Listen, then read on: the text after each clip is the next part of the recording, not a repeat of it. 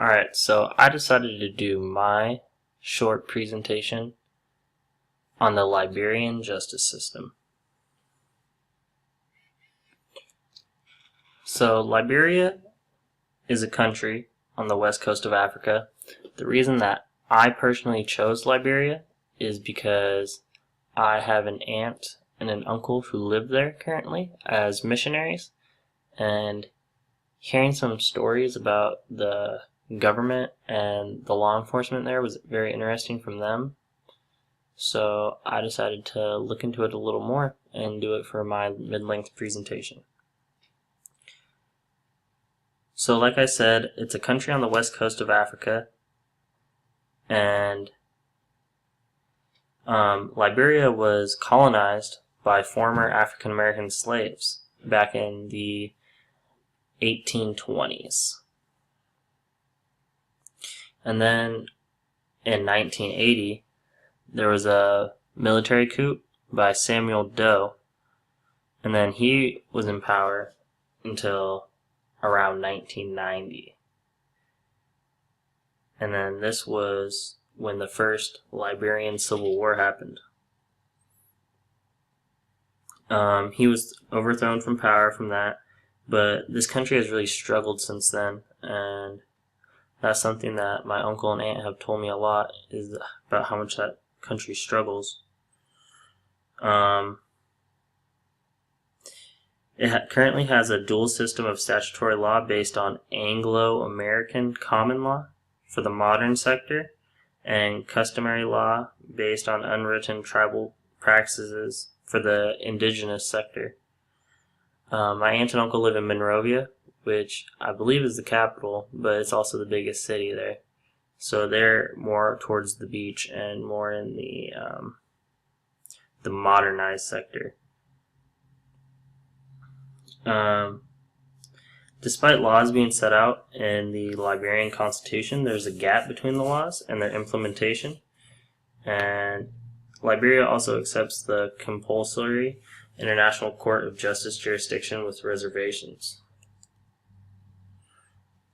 So here's a photo from the Liberian Civil War.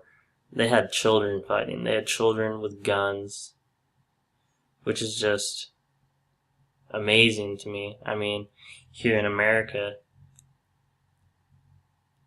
in today's age, if we had a civil war, I don't know if we would see 8, 9, 10-year-olds with guns out there fighting, if parents would let that happen.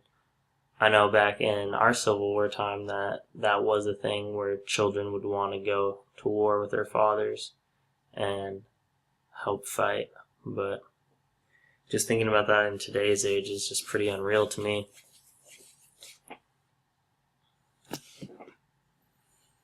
Alright. So the type of system that they have is an independent judiciary system. That's what their constitution and laws provide. But the problem with this type of system is that it's not very functional, and a lot of times is very, very corrupt.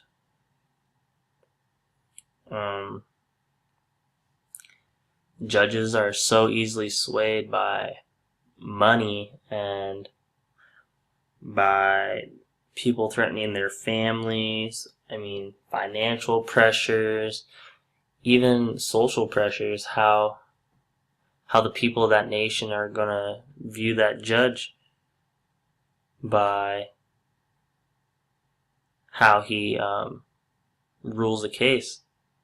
It's not a very big country, there's not a lot of people, and especially if you're a judge in one of these countries, you're very well known.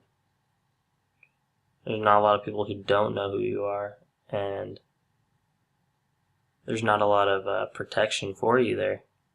So a lot of times if you want to live, you have to cave into these financial pressures, which is very, very sad.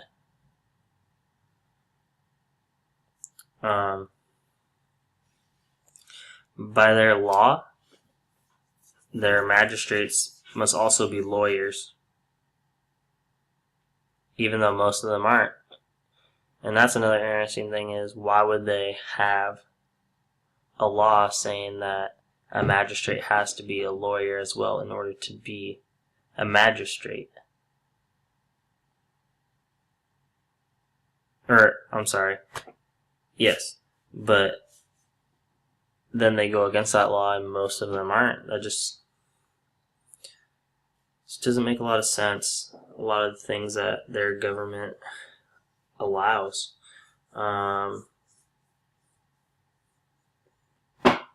Judges also sometimes request bribes to try cases or release people from prison, or also to find some defendants not guilty in criminal cases.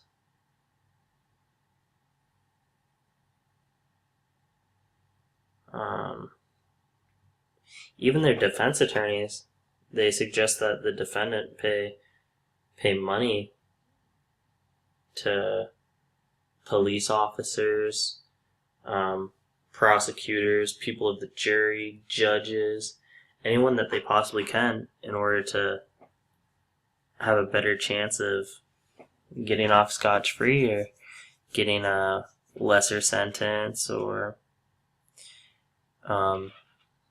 not being convicted at all.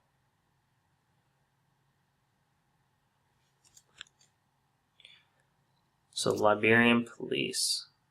I tried to find as much as I could on the Liberian police, and there wasn't a lot. They have a national police force, which is called the Liberian National Police. There's 33 stations, which contain about 850 officers about. And then they have their training academy is in Montserrado County in Painesville City.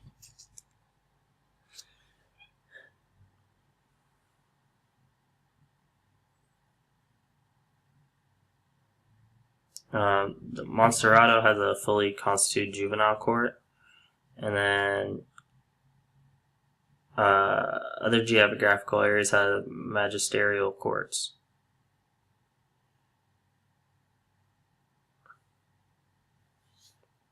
Alright, so on to defendants' rights. So in their constitution, it requires warrants to make arrests, and it also says that the detainees must be charged or released within 48 hours.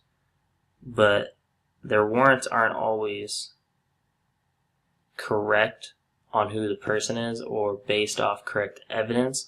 So there's a lot of wrongly accused criminals or people that are detained under insufficient evidence, and a lot of them are held for longer than 48 hours, especially the ones that aren't as wealthy and aren't able to provide a lawyer or afford a lawyer, in other words.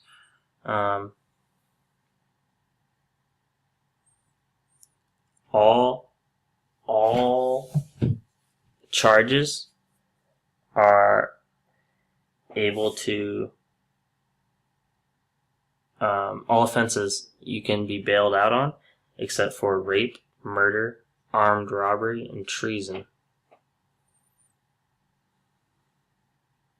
Which I find interesting that, high theft is not on there as well, such as stealing things with a worth over $1,000. I feel like something like that should be on there.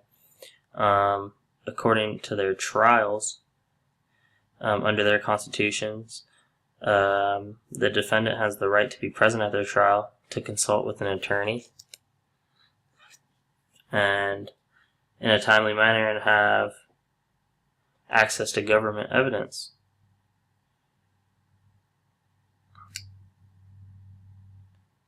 But they're not always, even though this is what they are allowed, this is not always what they're given.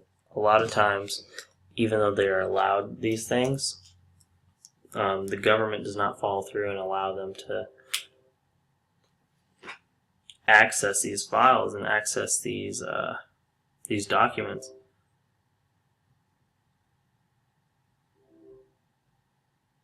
They're not allowed to. Offenders are not allowed to be tortured or have inhumane treatment.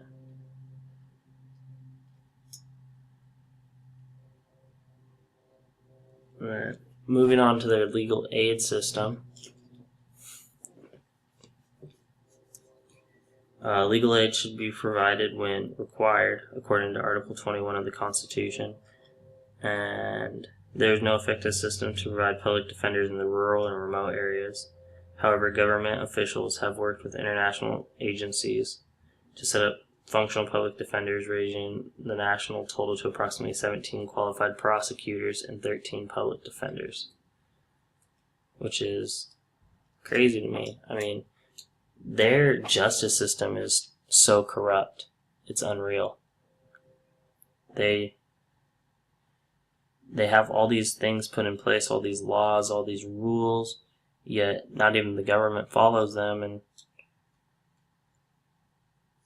especially if you're out in the bush, kind of. In other words, if you're out in the middle of nowhere and you're accused of something,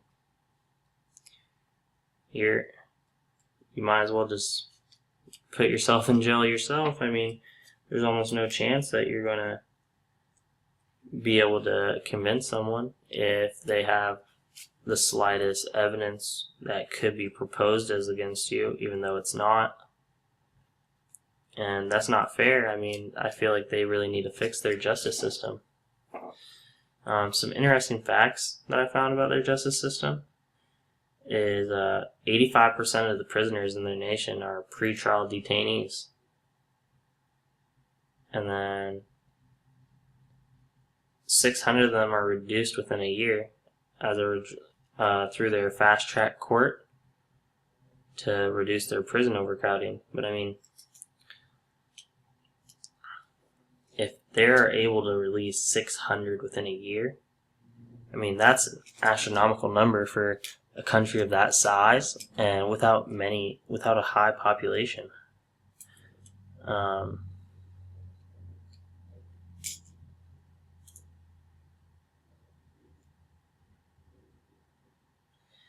And then, in some cases, the length of the pretrial detention exceeds the maximum length of the sentence that could be imposed for the crime.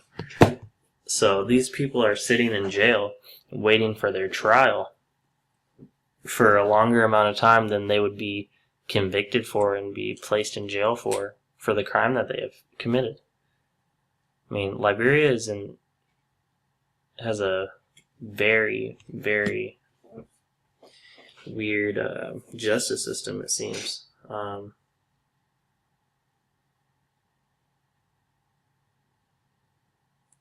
They have 15 prisons in their country. In their main prison in Monrovia, the prison capacity is 750. Their total prison population is around 1,800. 97% in 2007 are pretrial detainees or remand prisoners.